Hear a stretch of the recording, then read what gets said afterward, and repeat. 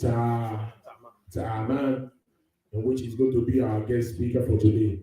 And what he's going to be taking a look at is the topic in which we all know that what is next after death. Is it true that you and I going to leave this part of the world one day? If really it is true that we have come from a place and we find ourselves here, when we departed here, what is coming next?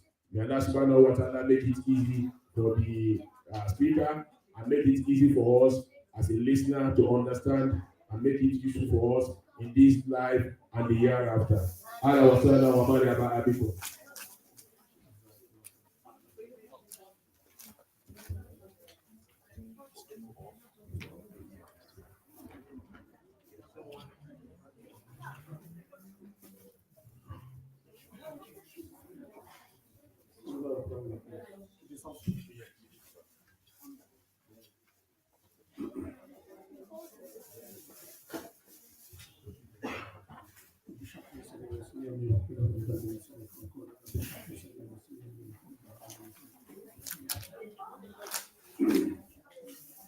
الحمد لله وحده والصلاة والسلام على من لا نبي بعده. Alhamdulillah, we have reached the last 10 nights of Ramadan. The last 10 nights are known to be the nights of receiving the Please. Of Jahannam. To be pardoned from the fire of Jahannam, to be protected from the fire of Jahannam. Usually for a person to change his habits, to get accustomed to a new change in schedule, it takes about 15 days. Within 15 days, a person is able to now assimilate a new schedule. So many of us, we find that we are able to navigate throughout our day with just a little amount of food. We are able to function throughout the day with just a few hours of sleep. And we feel this fasting is very easy now. This fasting is very easy, salah is very easy, we carry on, no problem, alhamdulillah. Imam Ghazali, he mentions that the person becomes too complacent in his worship, the shaitan can easily distract this individual. The person is too complacent, if he's too comfortable with what he's doing with his worship, then shaitan can easily turn this person away from the remembrance of Allah subhanahu wa ta'ala. And then he goes on to say regarding fasting, many times you'll find people stay awake all night and they're offering long rak'at of salah, but they achieve nothing from this except tiredness. They're praying 1, 2, 3 hours a night when everyone's asleep, and they feel they achieve nothing from this except tiredness. You'll find such people, and how strange it is that individuals are fasting the entire day, and they stay away from food and drinks the entire day, they stay away from carnal desires the entire day, and they achieve nothing from it except hunger and tiredness, and now they're upset, now they're grumpy. So how does a person navigate? How does a person make sure that when he's worshipping Allah subhanahu wa ta'ala, he does the best of his ability? The Shari'i hukum of fasting is what? That you stay away from food, drinks, and carnal desires, and that's it, your fast completes.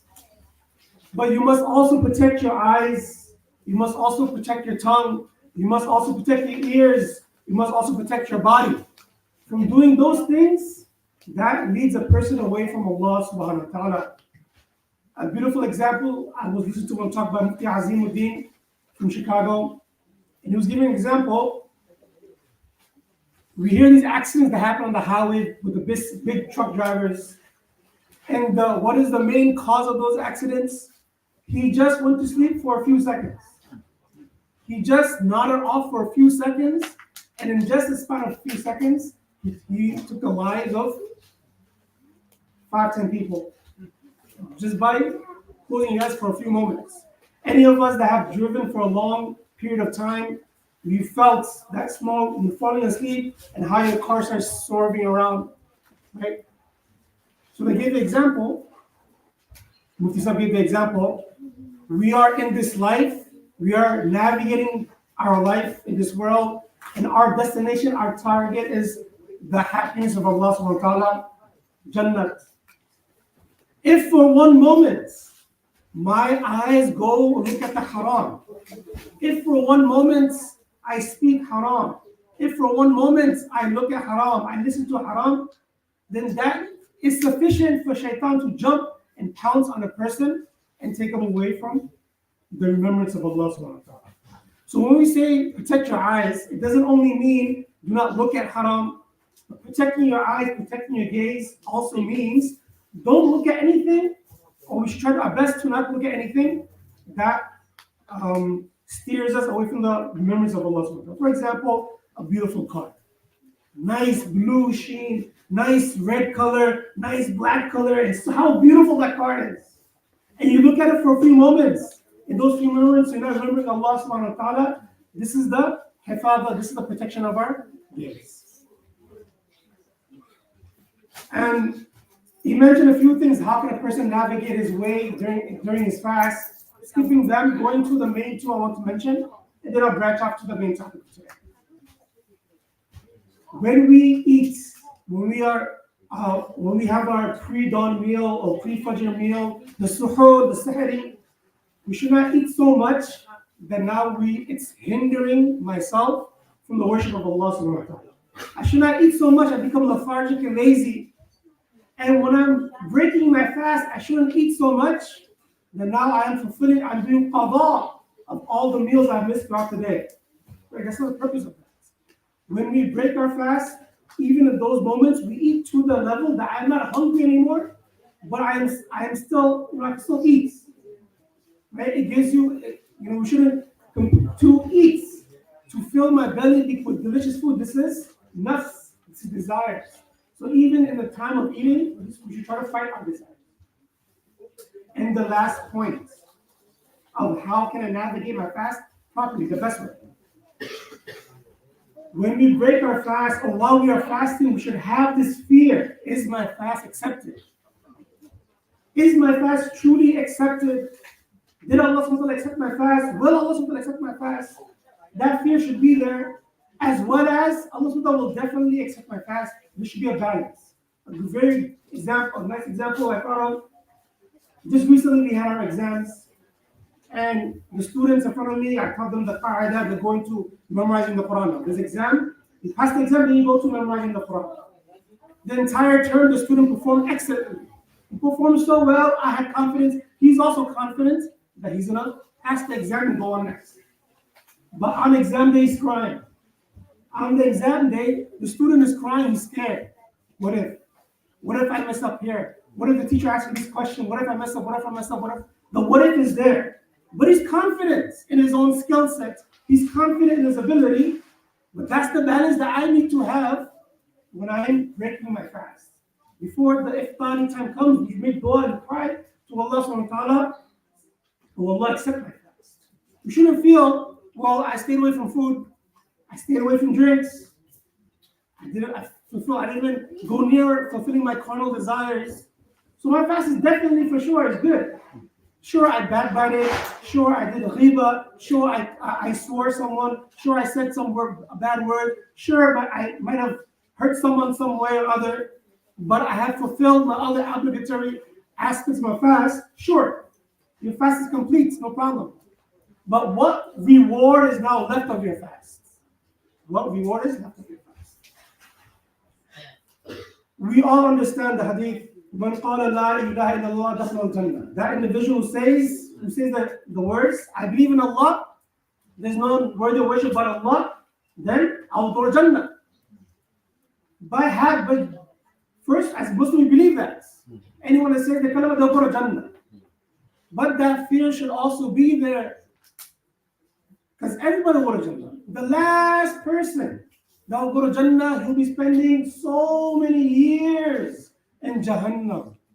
So many years he'll be spending in Jahannam, being purified, being cleansed of his sins.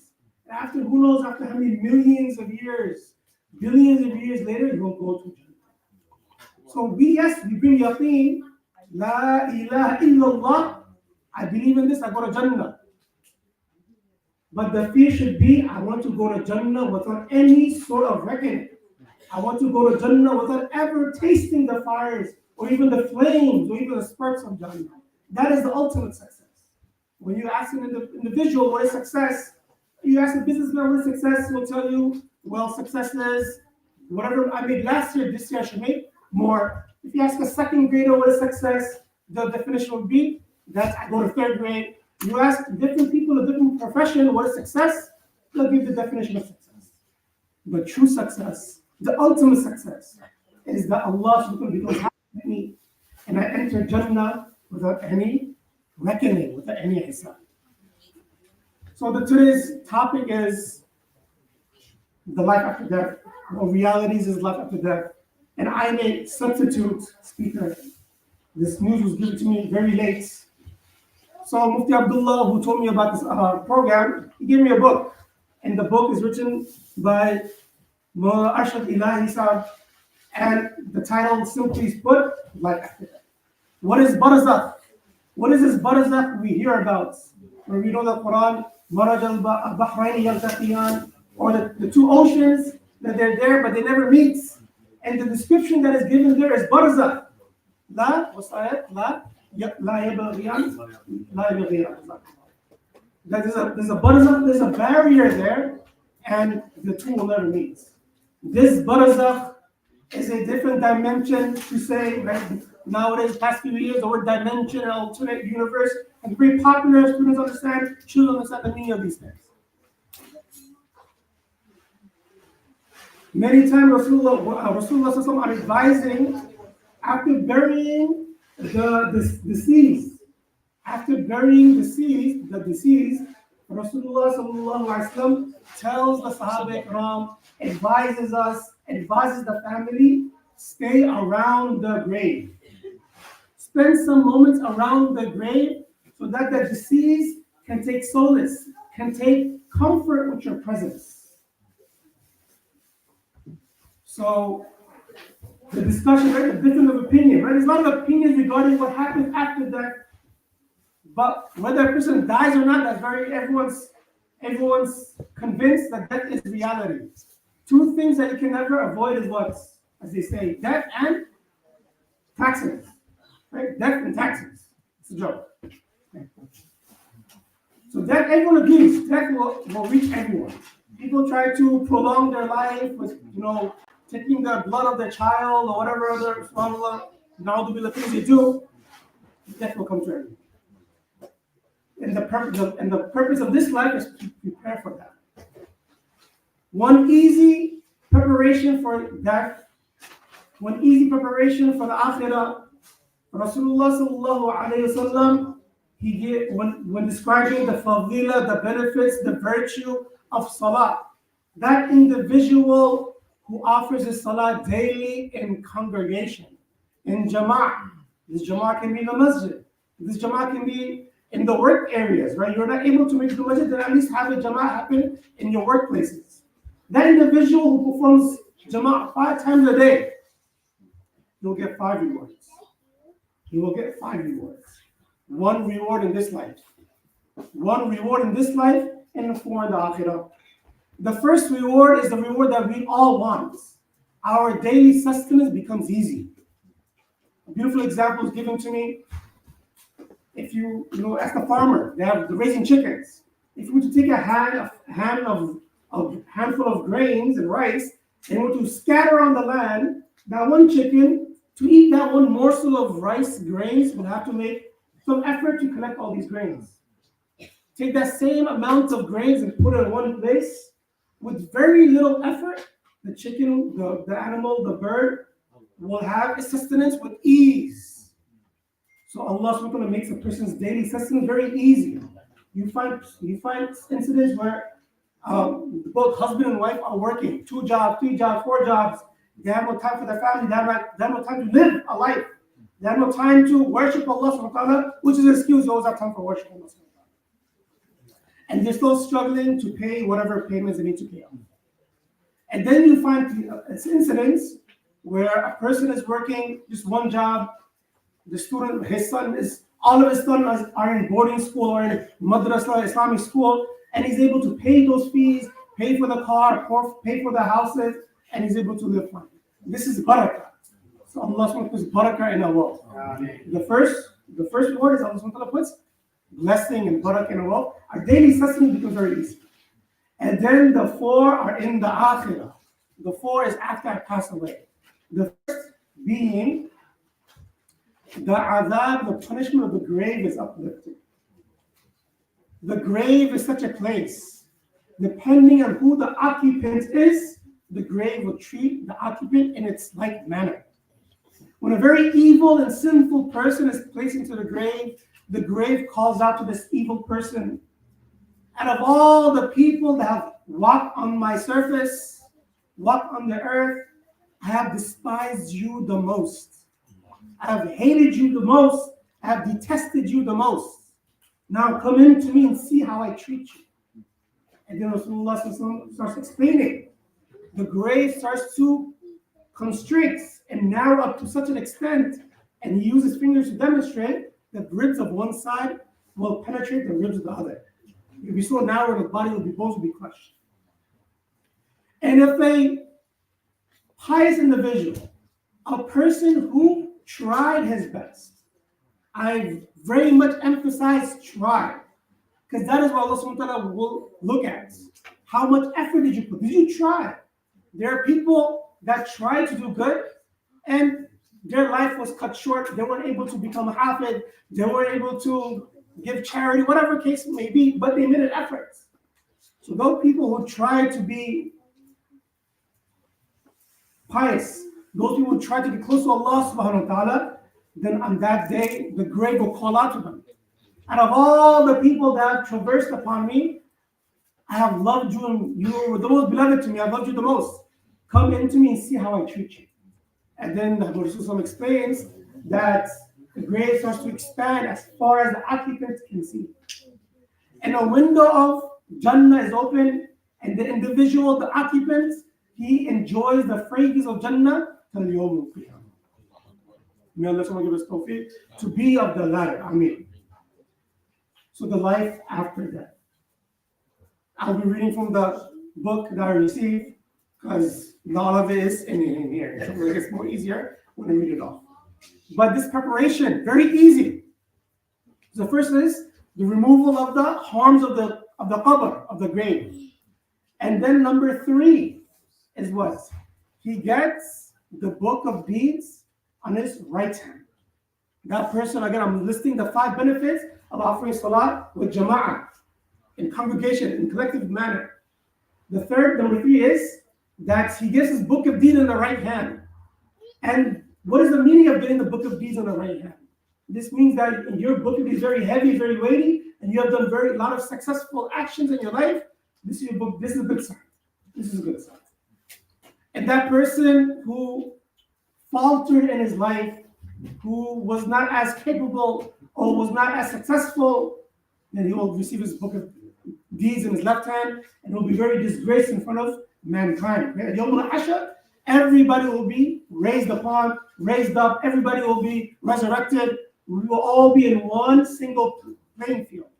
One single plane, we will all be standing, and every single person who's being questioned by Allah subhanahu wa ta'ala, who's being reckoned by Allah subhanahu wa ta'ala, will be reckoned in front of all of creation that ever existed.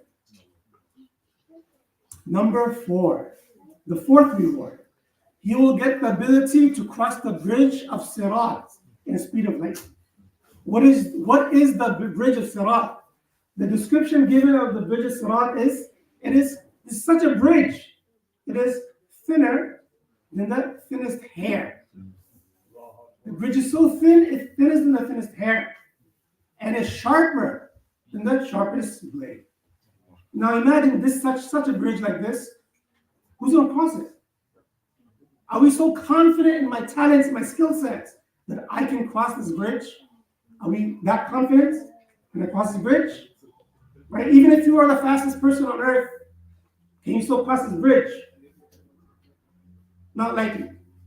Some people, depending on their actions, depending on their their deeds, the count of deeds, they'll cross this bridge. And they'll cross it, but they'll be very scarred. They'll cut themselves up, discard themselves up, and they'll cross. And there's some people who'll cross it very slow, and they will never make it. And they will fall off. And as they're falling, they are being snagged by the various blades that are suspended in the air.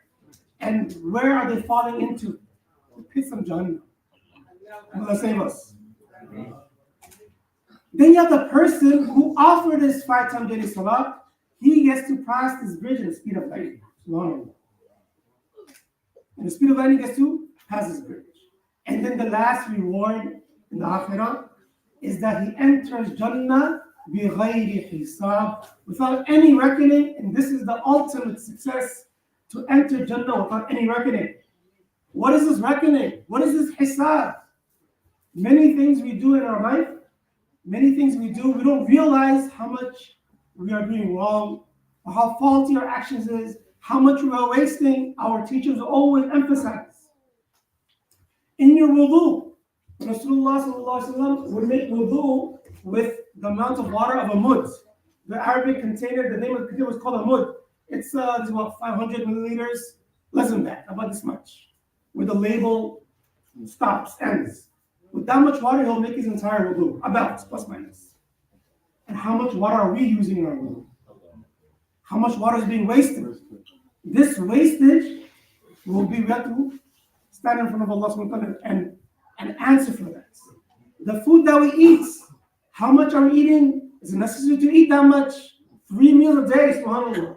The standard of 3 meals a day, and then we have supper, then we have the afternoon snack before the dinner, and the various other snacks that people come up with. So whatever the extra we're eating now, all that we will be held responsible for that. That day, on this day, right, the book of deeds will be presented with. We will see a book of deeds, and every single thing will be recorded. We'll be so shocked. We'll be so shocked, and we'll remember. It's not that we will see it, and we will, well, I don't remember doing this. We'll remember those days, these moments. That one time you made fun of someone's appearance. The one time 2 different pairs of socks, and now you made fun of him. You told everybody else about it. He wore the same thong for 3 days straight, and now you want to make an announcement for this. Right? So various things we make fun of, we say, we comment. But was there any reason for that? Was there any benefit of that? So a person enters Jannah without any hisab. He enters Jannah without any reckoning. That is ultimate success, and that is something we strive for. And now, starting from reading from the book. So Imam Muasab, he's explaining. The Messenger of Allah subhanahu wa ta'ala said that the dead person are rather alive. Do not think that dead are just dead. The dead are still alive, but they're not alive in a way that those that are living can perceive them. They'll be crying, they'll be screaming, but you cannot hear them.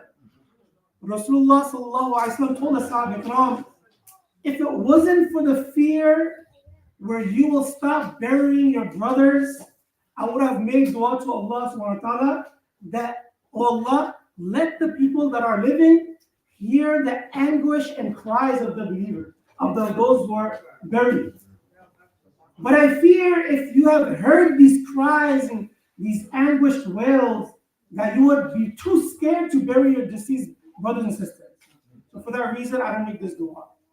Rasulullah sallallahu alaihi wasallam was able to perceive this. The animals, they were able to perceive it.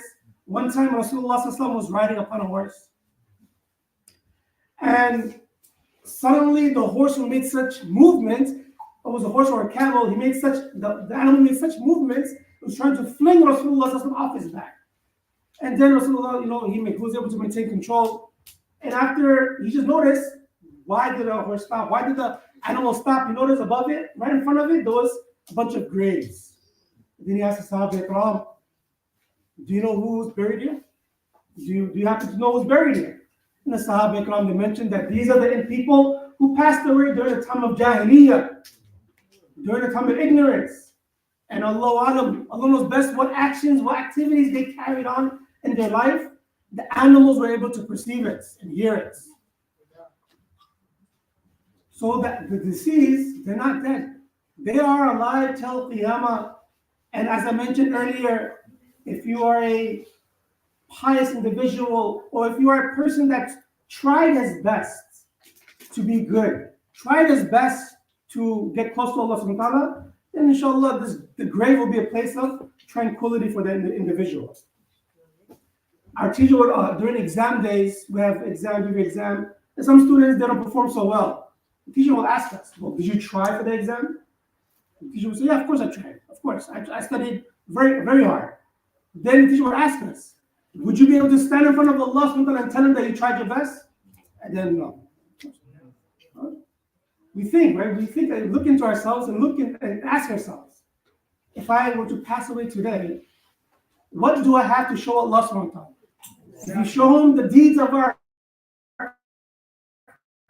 land that we own, what does that mean to Allah subhanahu wa ta'ala? Allah subhanahu wa ta'ala is the one that gave us the land. You show your bank balance, Allah subhanahu wa ta'ala will give you your bank balance, your wealth. You show him your property, your children. Why are you showing these to Allah subhanahu wa ta'ala? These are commodities and luxuries and sustenance that Allah subhanahu wa ta'ala has given you. The sustenance or the currency of the akhirah is our deeds. Is our good deeds. So when we stand in front of Allah subhanahu wa ta'ala, can I say I tried my best? Personally, I know I cannot say that. I have no right to say that. Right? We all very faulty, we always fall into our traps. But that individual who has tried his best, right? The person who's memorizing the Quran, many times the idea, the concept of memorizing the Quran becomes very daunting to many, so difficult, so challenging. Memorizing the whole book. I know the book is memorized in that manner. We had a teacher, Mufti Yusuf. Allahu Alam how accurate this is, but it was known, it was a rumor in our school that he has memorized dictionaries. Arabic dictionaries, Farsi dictionaries, English dictionaries, and the way he spoke, it kind of pointed out to the fact that maybe he has memorized dictionaries, Allahu Alam. But no book is memorized, like how the Quran is memorized and how the Quran is preserved. So the idea comes, if someone were to tell me, memorize the Quran, we start to give excuses. How can I memorize the Quran? It's so much, I'm too old, I have too much sin inside me. Right? Normally when we give encouragement to send your child for memorizing the Quran, send them when they're young. When they're young, they're very innocent.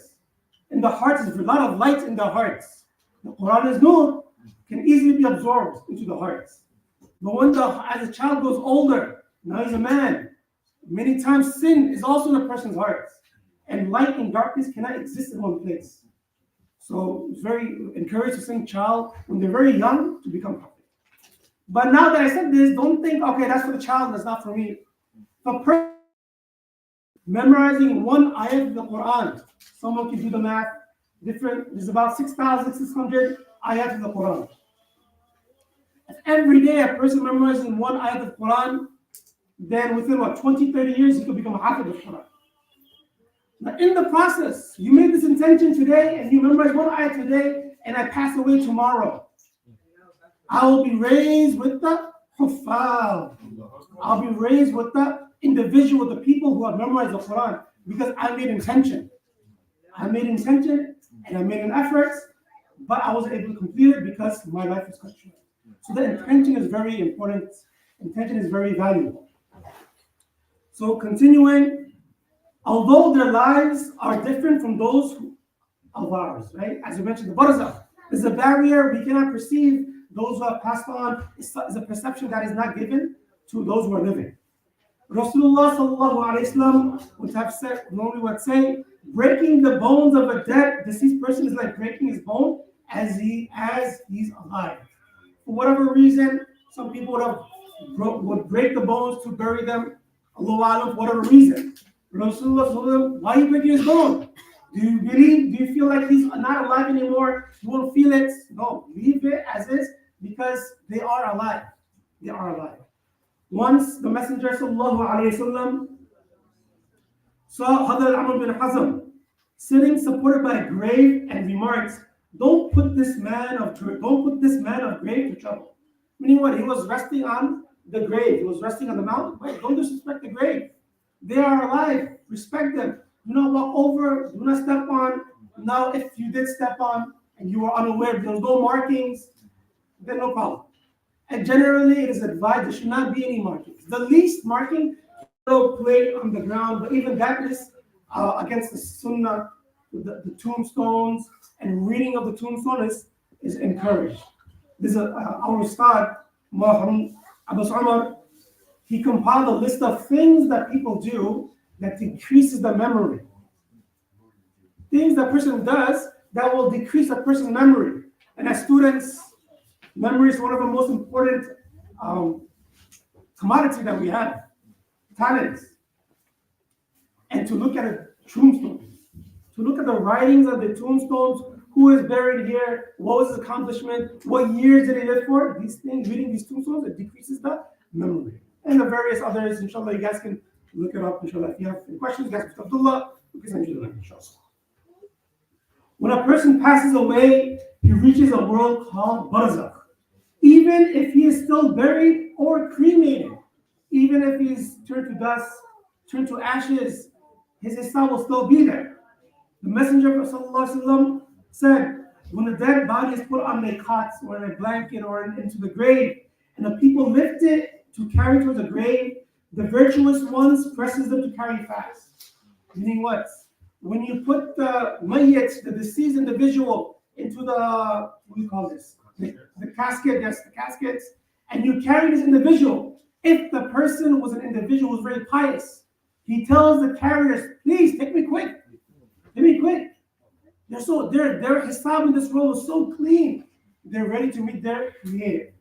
And then on the flip side, when an evil, despicable person is placed onto this casket and he's being carried, he's screaming, wailing, oh people, where are you taking me?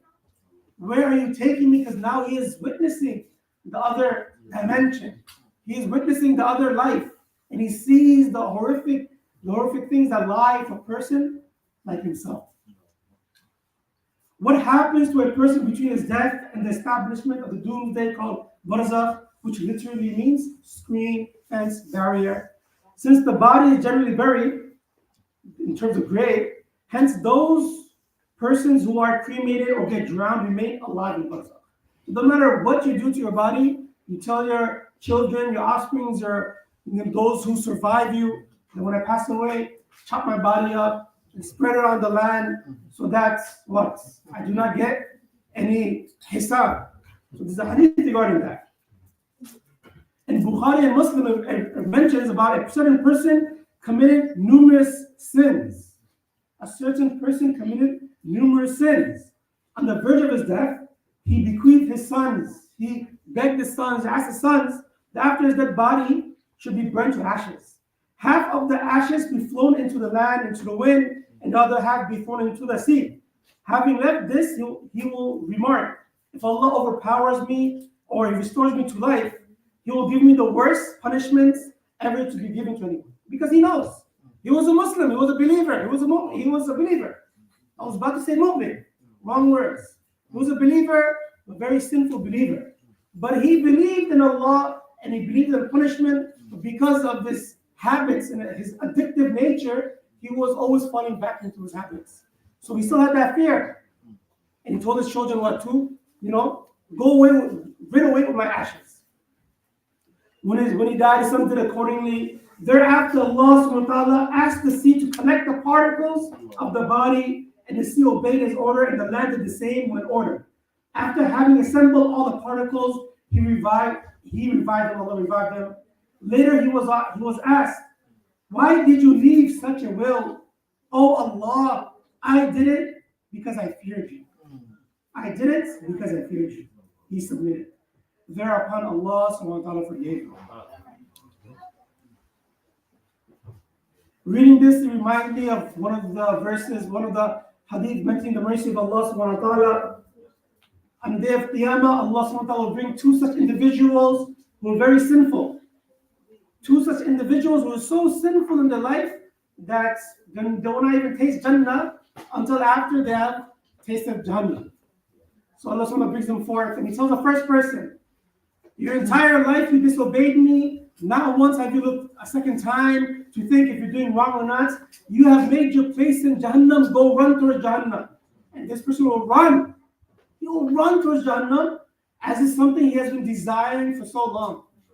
Allah subhanahu wa ta'ala being the knower of all things, knowing of the secrets of the heart, he will call this person, "Oh, my slave, why did you run towards Jahannam as if you've been waiting for your whole life?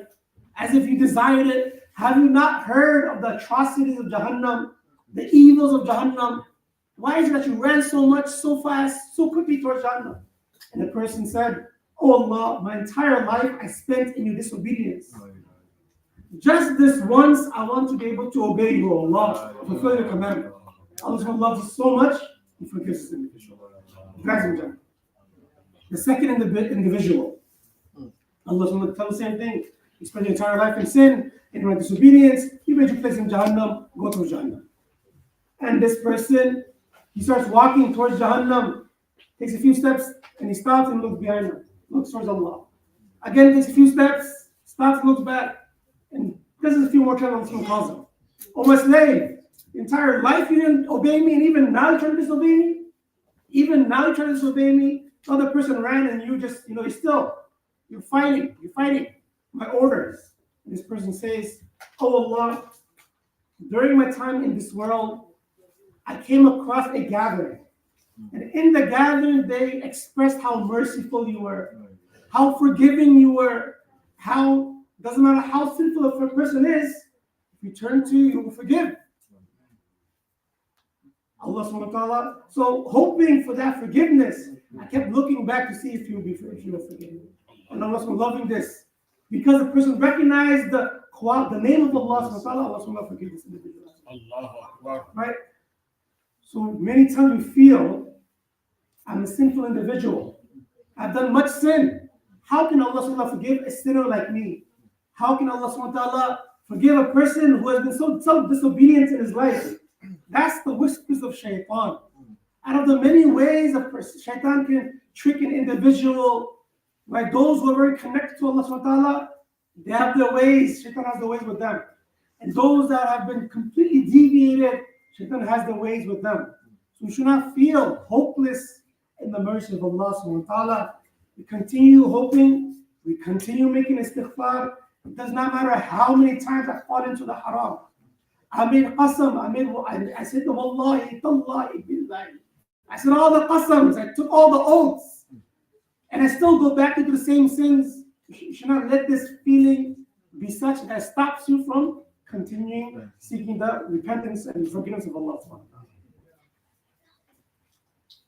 Hadrat Thabit Banani rahmatullah alayhi would say, when a person passes away, his kith and kins who had already died surround him in the barzakh and express their joys more than they did while greeting a person from abroad in the world. Like normally when people come from abroad, people come back from visiting the family overseas, how we all visit them. The hujjaj, they come, and how we greet the hujjaj. We welcome them, we ask them how the journey is, we ask them to make the dua for us. So likewise, our kith and kin, they surround us, they welcome us. Hadra Aisha radiallahu ta'ala anha reports that Rasulullah sallallahu alaihi wasallam to have said, one who is not a believer is not permitted to talk to the dead. One who is a believer, you're not allowed, you cannot converse with the dead, with the deceased. And then the Sahaba asked, because they were very inquisitive. Oh, Rasulullah, the deceased, those who passed away, can they speak? The Rasulullah said, of course. They can also visit each other. Right? This is an opinion from this hadith. Various opinions exist, and that they can visit each other also. And the topic can go on. When is that? 10 minutes. 10 minutes. Like in 10 minutes more. 10 minutes. So that we can give opportunity to who might want to ask questions. Questions. Wow. Inshallah, we'll stop here. And honestly, I haven't even finished the forward of the book yet. 10 more minutes? Okay, Bismillah. Bismillah. Q&A after. Actually, today we're going to start a little bit late because we're going to finish the entire Quran Oh, subhanallah. for the Tarawih. So we should do that. Yeah, I'm going to call him, inshallah.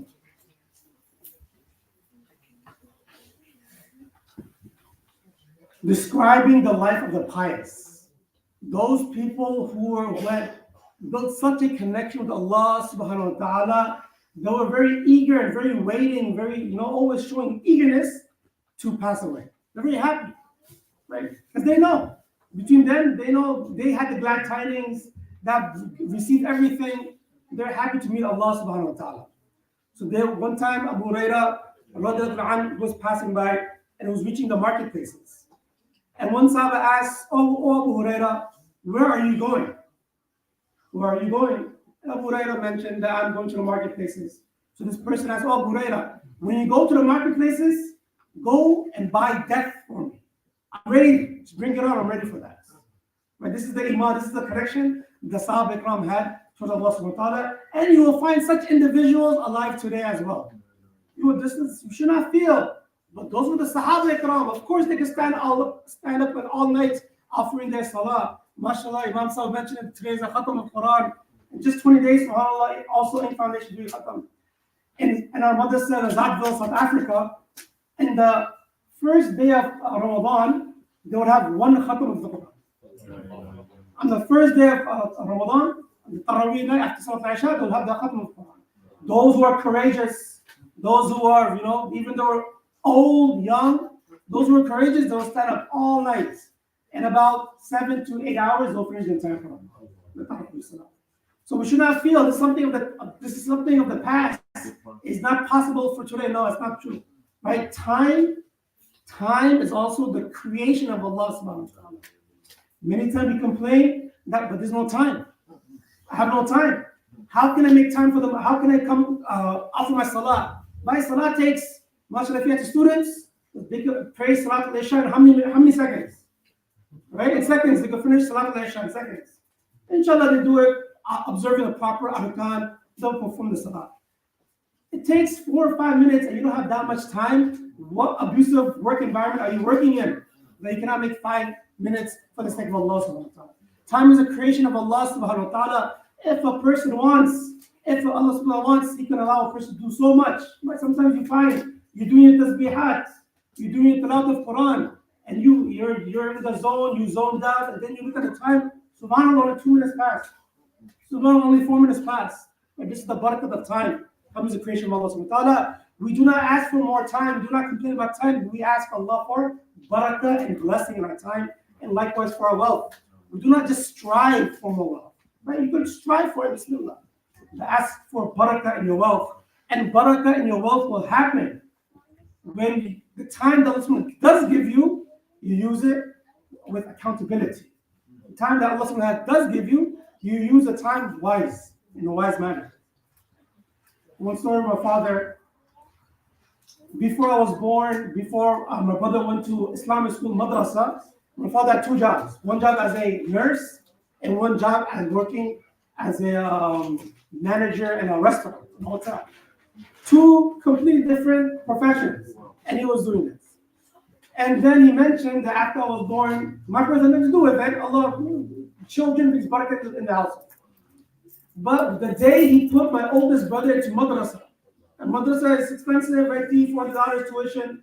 The day he put my older brother into madrasa, he was able to let go of the nursing job, the hospital job. This one job, and he was able to provide for all of my brothers and sisters, and all go to madrasa. So this is barakah in time.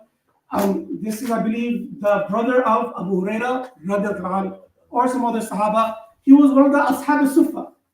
The Ashab al-Sufa was the first Islamic school, the first madrasa of Islam. And they were the people that lived on the first saf of the Masjid of Nabawi, Masjid Nabawi. And these were such people, they were poor, they did not work, they have no livelihood. Their main target, their main job was what? To whatever Rasulullah says, I must write it down. I must be recorded, I must preserve it. And that was their duty. They will follow Rasulullah wherever he went, they'll wait by Rasulullah while he was in the bathroom, and they'll accompany Rasulullah. They'll follow Rasulullah everywhere. One Sahaba who was the brother of this Ashab al-Sufa, he complained to Rasulullah, "Oh Rasulullah, I have my younger brother, he does nothing. He doesn't work, he doesn't take care of my parents, he doesn't do this, the complaints that he had." And Rasulullah mentioned, it is possible that because of his indulgence with Allah subhanahu wa ta'ala, it is because of his indulgence with ulum and the knowledge of deen that Allah subhanahu wa ta'ala is able to keep food on your table. Right? So we should not feel that giving, my child in the path of Allah subhanahu wa ta'ala to learn deen, to learn ulum, it's too much, too expensive. No, Allah puts barakah. And then, inshallah, the various masajid will have the fundraising nights. We should not feel that giving money is decreasing in my money. We should not feel that giving money means I am giving, I'm not giving anything back. You're supporting your community, and on top of that, Allah subhanahu wa ta'ala will reward you. Very few things Allah subhanahu wa ta'ala says that He Himself will reward, fasting being one of them. The states of the barzakh, the intervals between death and resurrection. Hadrat Bara ibn Azib reports, one day we accompanied Rasulullah sallallahu alaihi wasallam to a graveyard with a bier of an Ansari, right? We're following the janazah of an Ansari. When we reached the graveyard, we found the grave was not ready yet. The Messenger of Allah sallallahu alaihi wasallam therefore sat down, and we also followed him, and we sat down in a manner as if birds were sitting on our heads. So they were like sitting down. At that time, the Messenger sallallahu alaihi wasallam had a stick in his holy hand, and he was scratching the earth with it.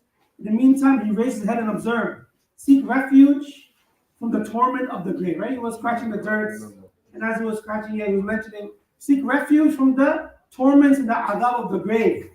Because to us, we can't hear it. But Rasulullah was constantly hearing it. So every time he passes by the grave, he would always remind the Sahaba that, be mindful of the grave. One incident, Rasulullah sallallahu alaihi wasallam was passing by two graves.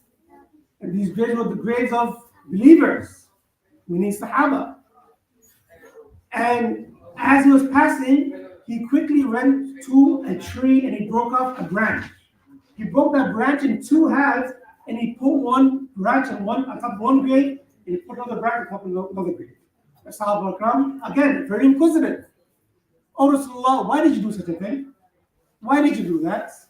And Rasulullah mentioned that they were being punished. They were at the moment being punished for some evil that they have done, or for some wrong they have done in their life. Now understand, these were Sahaba Ikram. These were Sahaba Ikram. So what evil can the Sahaba Ikram be indulging in? And then to the near effect, one of them, if I remember correctly, Rasulullah mentioned that this person, when he would relieve himself, he wasn't careful of the najasas and impurities that was splashed back on his body. Right? He wasn't doing haram. He wasn't doing sin. He was just negligent in the purity of his body. If a person has left a certain amount of impurity on his clothes, can he offer salah? No. Can he touch the Quran? No. He cannot. So imagine a person who does not understand the fiqh of istinja, of cleansing oneself after urinating, after relieving himself in the bathroom. And now he is unaware, he's ignorant. I must use water, I must use paper towel, I must make sure the area, the region, no splash, trickle on my body. But because he was unaware of this, because he was heedless regarding this, Allahu Alam, all the salah is now void. Allah knows best. And right now he's being tormented and punished for this. May Allah forgive us and allow us to be more cognizant.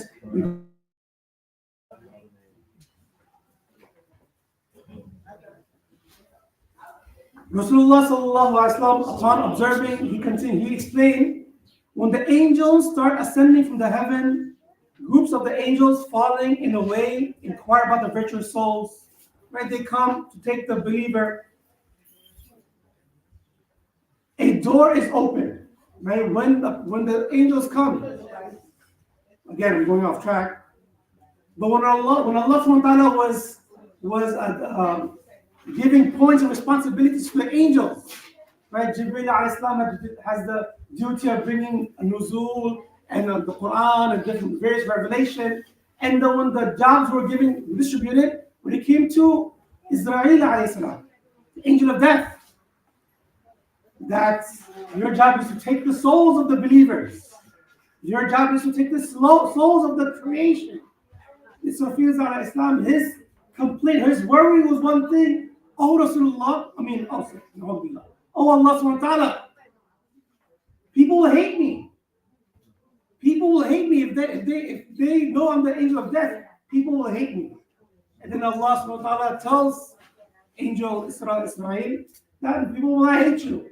People poke the fault at certain accidents, or he was murdered, or he had this cancer, he has this disease. There will never attribute any fault to you. Right? They will never attribute any fault to you. But it's the angel Israfil is always there. And every time a janazah is happening, the angels surround. And then angel Israel is there, and over there, everybody's name is already marked. Everybody's time of death is already known to the angel, and it's there. When a sinful individual, when his soul is being extracted, his soul will be extracted in a way as if you're pulling very, very fine cloth on a thorny bush. If I were to pull, let's say, silk, a very soft fabric, if I were to pull it over a bush, how the bush snags and rips into this fabric. So when an evil person, his soul is being extracted, his soul is extracted in such a way, very painful, very evil, very painful, and he feels so much pain when his soul gets extracted. And when a person who's very righteous, his soul gets extracted, his soul is such a very easy, very smooth way it's extracted. A very beautiful angel comes to extract this soul of the individual.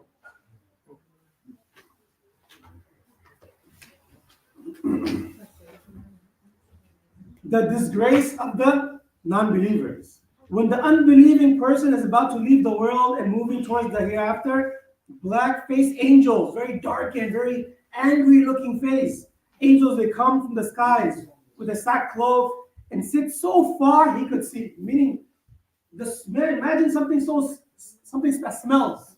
How people try to avoid it. So these angels that have come to take a soul, to take his person's soul away, they set so far away from the soul because how repugnant is this person's soul? How evil and disgusting this person's soul to be set very far away. And then they start saying to the soul, "Oh, wicked soul, come towards the displeasure and anger of Allah subhanahu wa ta'ala." Having heard this proclamation, the angel of death, his soul starts running and taking refuge here and there in his body. But the angels pull it out very roughly and wraps up in the sackcloth, which is filthy and stinking to the extreme that the dead in the rotting body of the earth. When the angels send to various layers, and at each layer, the bands of angels remark, "Who is this wicked one?" Right? So as they're descending towards Jahannam, as they're descending, the various angels that they pass, the angels asking, "Who's the soul you're carrying? Who's the individual you're carrying with you?" And they will say, "This is such and such soul, such and such individual." This is the description of a person who was a non-believer and when he passed away.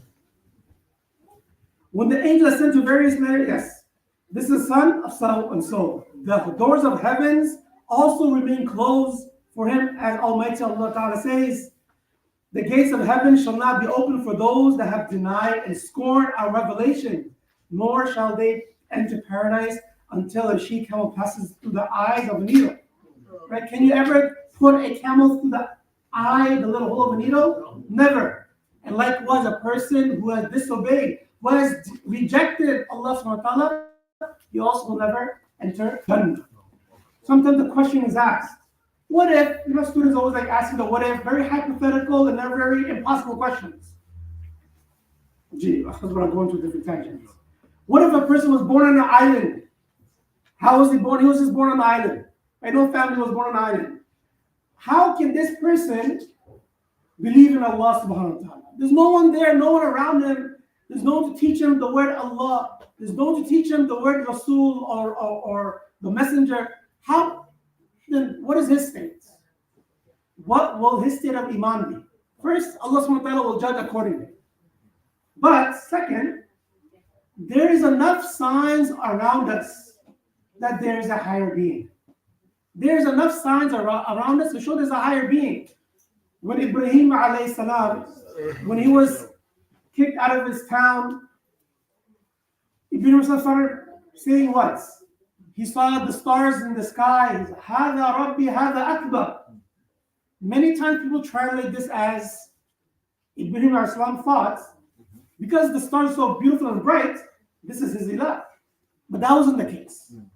You think someone as intelligent as Ibrahim Islam believed the stars and the sun and the moon is his Lord? Of course not.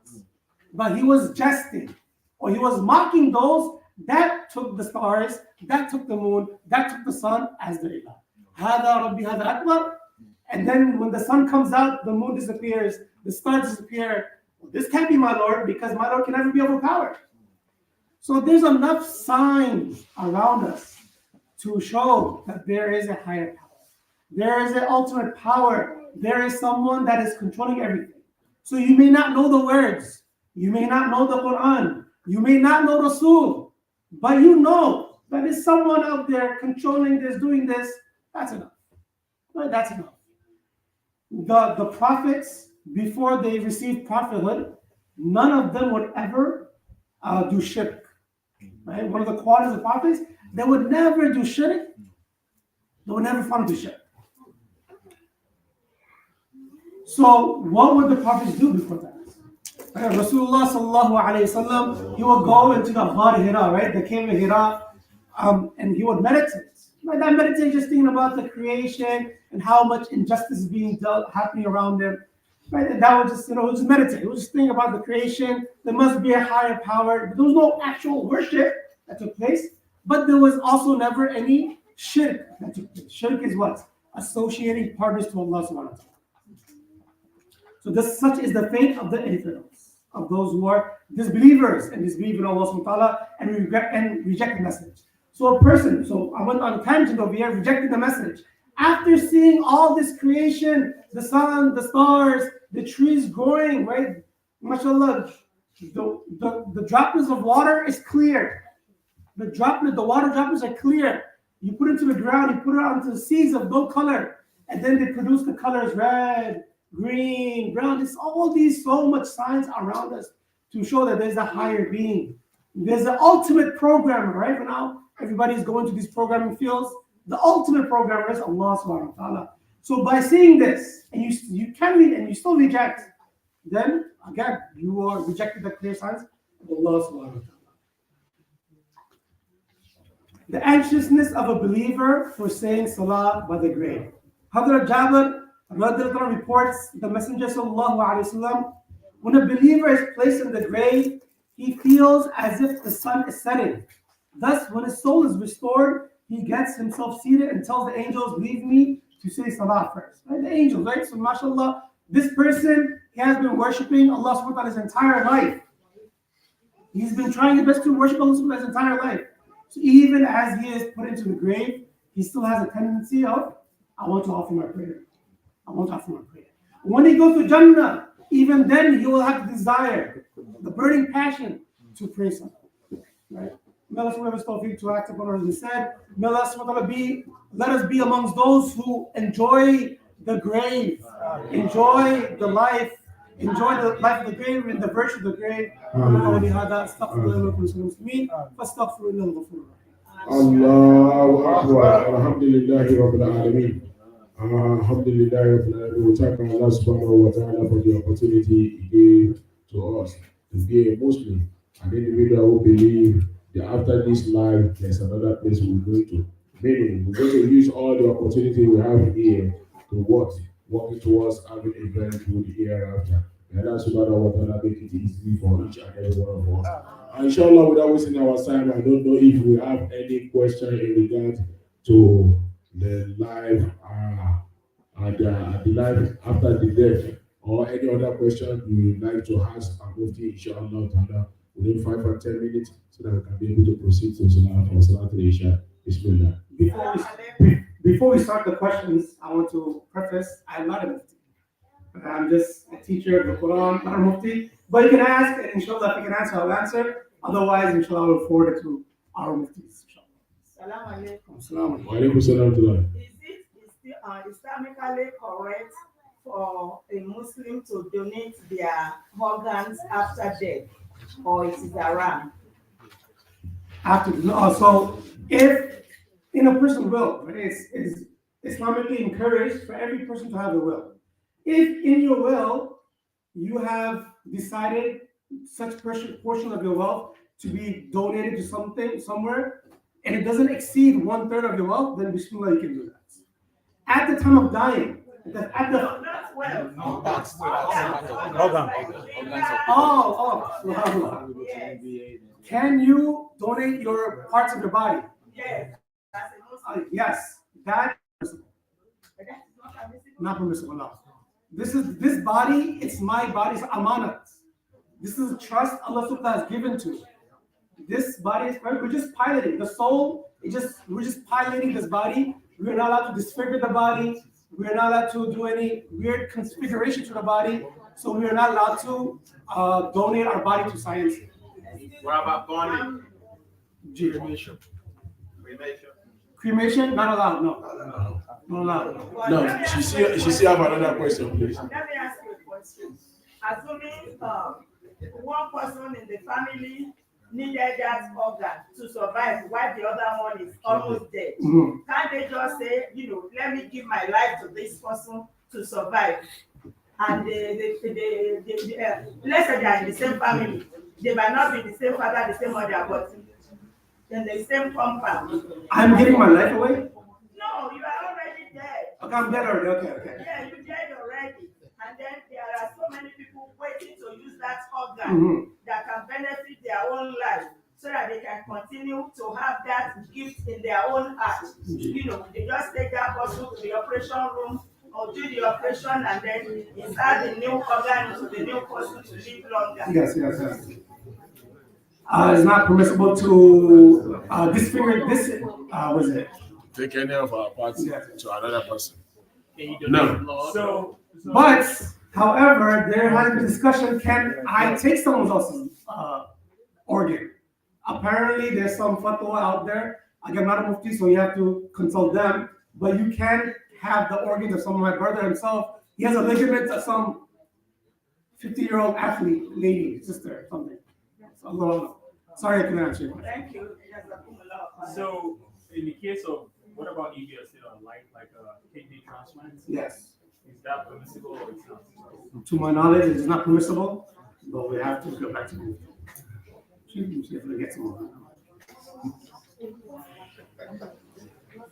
No, Walaikum salam. Is it okay if someone lose your loved one? Is it okay for you to cry? Because some people you will see them, they will cry, and some people will be like, oh no, we just have to pray. We don't have to cry. Very good question. Very good question.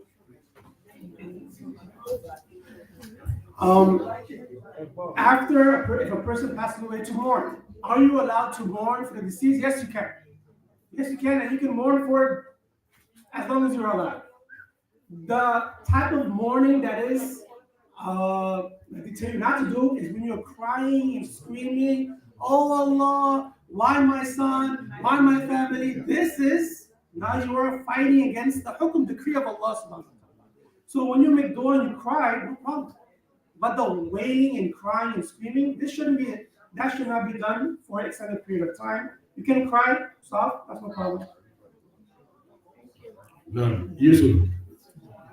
If a Muslim passed away and the body is unretrieved, can you perform the prayer? Janaza? Janaza, yes. He said if a Muslim pass away, take for example, like you have like a play, like if there is a crash, plane crash, can we still perform Salat Janaza for them? That's why we cannot retrieve the body. Yes. So the question is, if I'm to be clear, That can you if pray? the body cannot be Received. received, can we still perform Janaza? Yes. Yes. And during the time of, but this one, the incident I'm about to mention right now, is where his body is intact. When the king of Ethiopia passed away, Najashi, Rasulullah sallallahu alaihi wasallam performed janazah for him. While Rasulullah was still in this country. Body was one place, and Rasulullah was one place. But this honor was only given to Najashi. So the janazah on the ghaib, when the body is not present, if it's unretrievable, then of course janazah is still permissible. Now, another question. They said we can do that. Yeah, just to know if maybe someone dies here and the body was flown to other countries. Yes. After some time, is it allowed? Whether it is haram or not allowed, I'm not aware. But the advice the Sharia gives is wherever the body passes away, it should be buried in that town.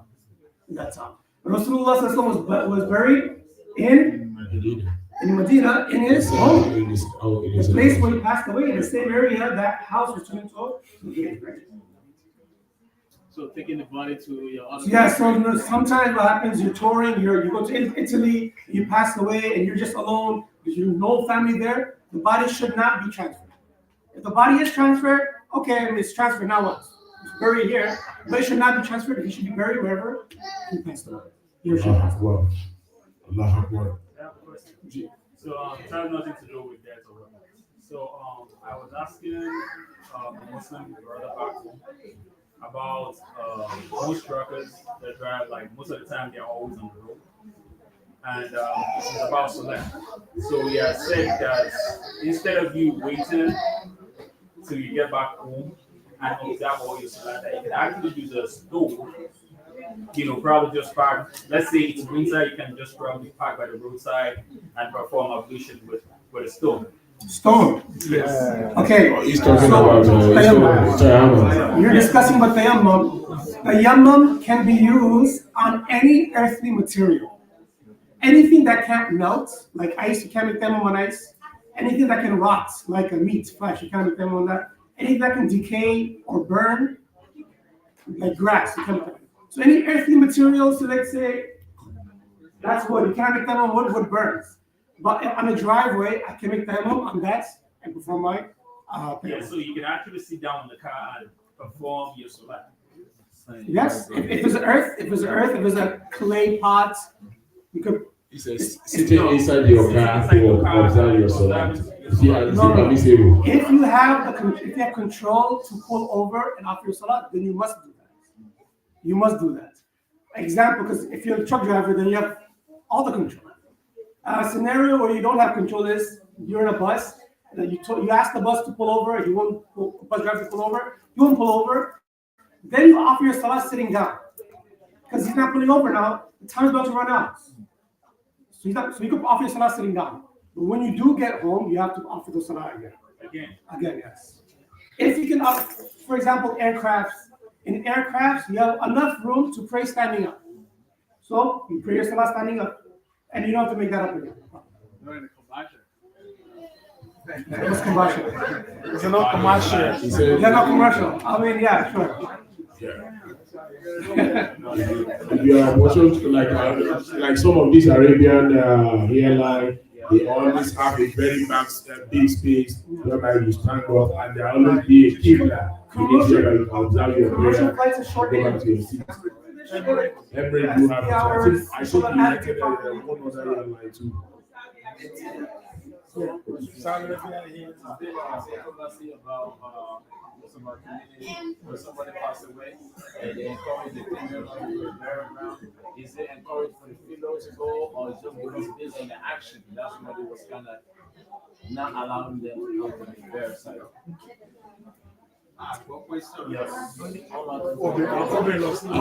Allowing female to go to burial in Islam is what is a question where that the brother is asking now, that are they allowed to go to burial?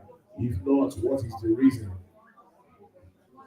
Is that only one answer?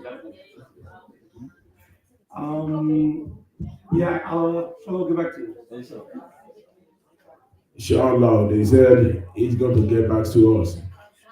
Regards to the women allowed to go to graveyard, cemetery or whatever will agree. The women are allowed to go to the qabristan, and they can send the isal as well. They can make the dua for the deceased. They can go.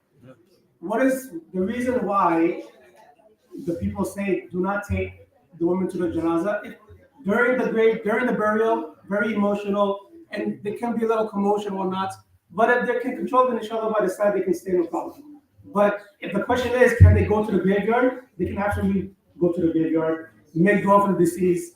But during janaza time, depending on how emotional the individual is, not encouraged. But better answer another time, inshallah. I have a small simple question. Questions are never simple. Okay, another question, inshallah. Assuming somebody that died and they don't have any money and they do the accumulation by money, what is the essence? If now that is the duty of the Muslim community. Janaza is fard kifaya. Fard kifaya is that fard action. How many people is necessary to complete? For example, to wash the body of a deceased, can one person do that? No, that's very difficult. That is a task of 2, 3, 4 people. So how many people will it take to fulfill this whole janaza ritual? That many people will be farda.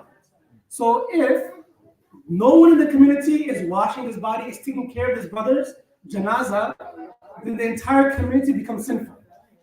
So if a person passes away and there's no money to his name to give him buy the brother's expensive, the community must get together and pay for the person's expenses. Assuming the community don't have the money, what is going to happen? Oh man, the community does not have the money. I don't understand. Which community are you talking about? Are you talking about the Muslim community or just the community? If we're talking about back home in the village, then inshallah there's dirt free everywhere. If it's in the city, inshallah, everyone can donate something. It's hypothetical. Another question was during the janaza, right? Based on the large of people present, is that a sign of anything? That I have heard. I have no proof for that.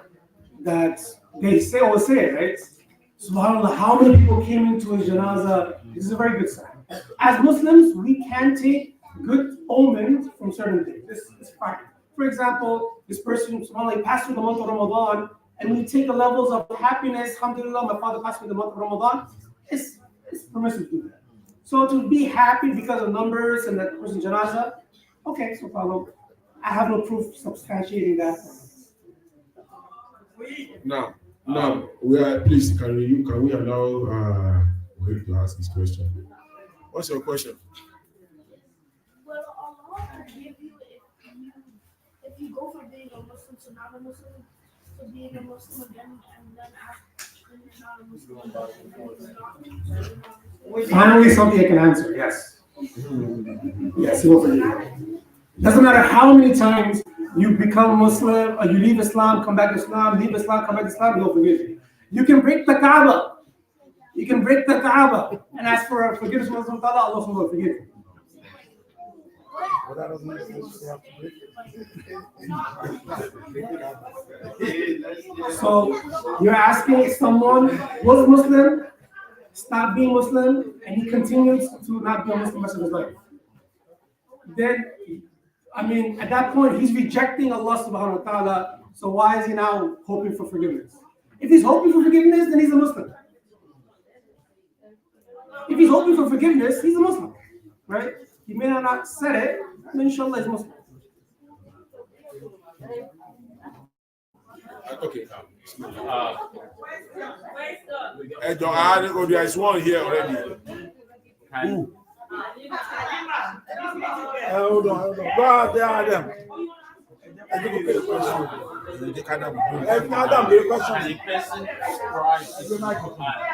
Astagfirullah. Hey, John down. Yes. There you go. My teacher would always tell us, don't use pen. Use pencil so you can erase it, never erase it. Because it's easy to change the habit, you know? It's no problem. Doesn't matter how much a person tries to change the Quran, there's kuffar all over the world. Allah promised the protection of the Quran, no one can change it. So bismillah.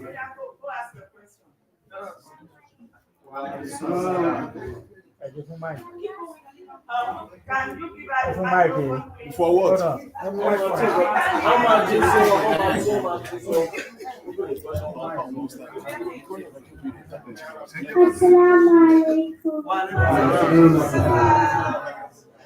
Will Allah still like us if we don't listen to him? Again? Does Allah like you if you don't listen to him? Of course not.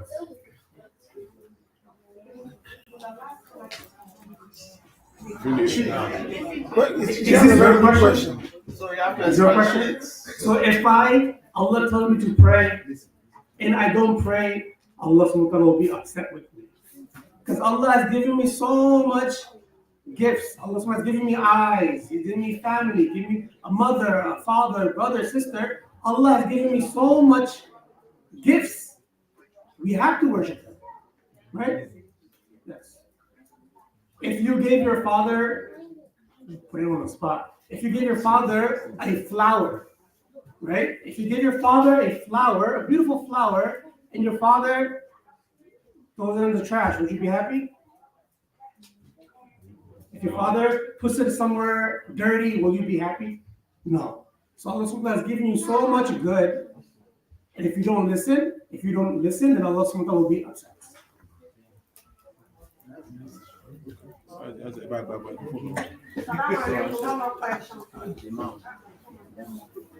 Okay, one more question. Bismillah.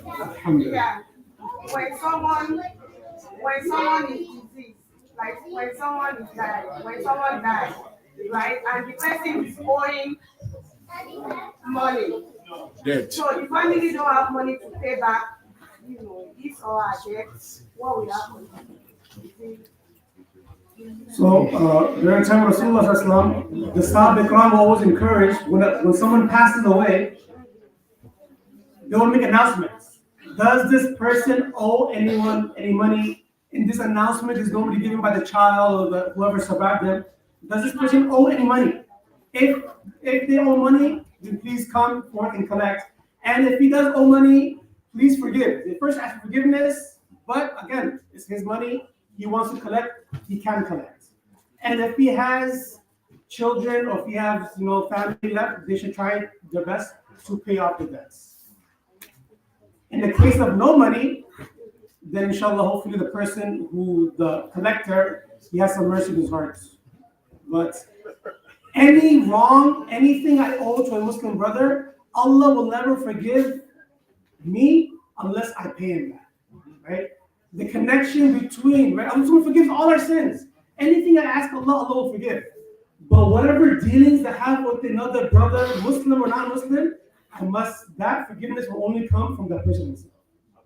So we try our best on that end. Alhamdulillah, Rabbil Alameen. To our brothers and sisters, please, we're going to be having some visitors in our midst as soon as possible now that will be coming to come and observe Salatul Isha and probably Tarawih with us today.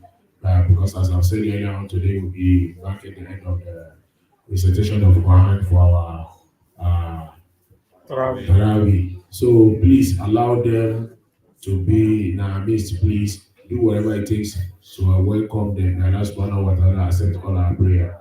Because said in Muhammad Rasulullah sallallahu alaihi wasallam.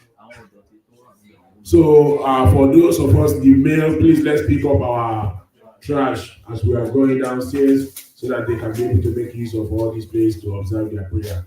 And also we will be going downstairs also to go and observe Salat Isha. We thank Allah subhanahu wa ta'ala. We thank our brother who has given us today's sermon. May Allah subhanahu wa ta'ala make it useful for all of us in this life and the year after. We just said Muhammad Rasulullah sallallahu alaihi wasallam. Subhana rabbika rabbil izzati amma yasifun. Wa salamun ala al-mursalin. Walhamdulillahi rabbil alamin. Amin.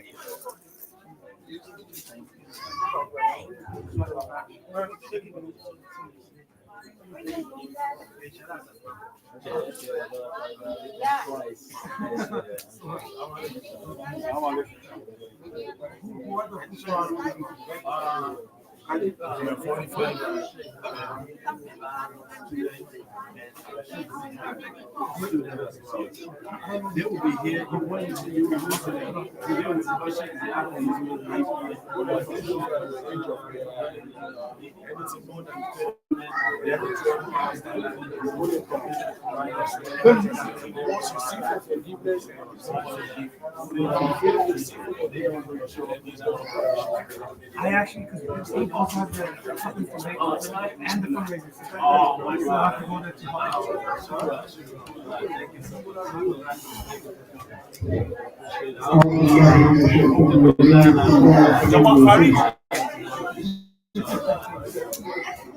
Allahu Akbar, Allahu Akbar. Allah